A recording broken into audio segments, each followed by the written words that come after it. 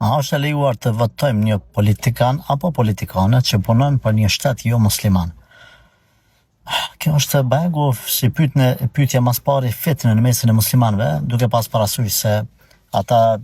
një grup prej tyre, domethënë ka atë idenë që fare nuk bën më marrë me politikë se këta janë ligjet kufrit e kush i voton ato del prej dinit bën çafer, mirë po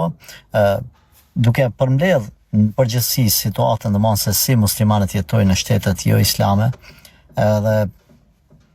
çfarë ballafaqimi kanë, edhe si mundet nëse është një musliman mran aty, normal me punu veç me u mundu me u ndihmu muslimanëve edhe procedurat islame me jesë përpara, normal që une kisha me thonë ma mirë është me votu ata se sa është kështu ka mu votu dikush tjetër. E di se këtu ka debate dhe diskutime dhe ata euforikët do të na qunin qafira, po lejon votimet sepse na kemi shpesh pyetja a bën me votu, a bën me dal, këto na mytën këto sene, na qitën shumë telashe, por të pas parasysh domethënë në një shtet evropian ku e ki